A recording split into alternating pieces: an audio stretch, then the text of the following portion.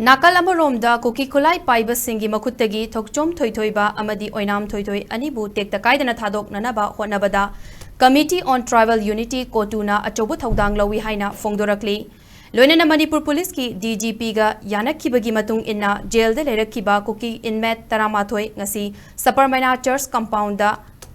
thunglakibani haina Cotu gi wangang loina NG Lungkivgen na phongdorakli Video gi kutang da thadorokpa warol amagi matung ina mamang thagi tangkun ga taretagi hauna fajin ki Meetei macha ahung gi manungda ani gi damak asoi angam yaudana ba amadi makoi bu thadoroknaba Cotu na honaduna lagli adu moinamak tampakta base tauba media singna madubuna thaiki haina maral sirakli mahak na hai makoi ahung gi manungda amana numit adumakta da thadokraba matung lemhauriba mioi ani adu thadoknaba Hotnabada lengak amadi village volunteer ani gi marakta yanaba puraknaba Hotnabada matam khara lauki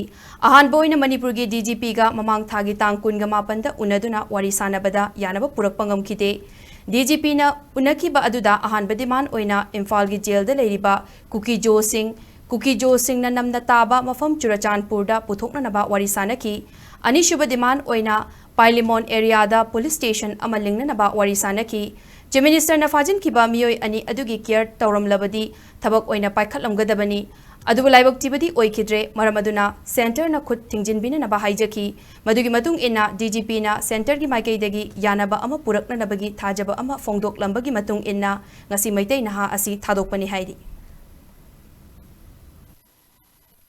The Committee on Tribal Unity is the demand was the transfer of all jail inmates from Imphal to Kuki-Jo dominated area, which is Churachandpur, and the second is establishment of police station at Parliament area. See, if the CM had cared for those two detained individuals, he would have acted. But sadly so, we requested the central government to intervene. And finally, a DGP on the behest of this central government made us possible to reach an amicable solution. Therefore, 2 youths were released today. And as per the agreement,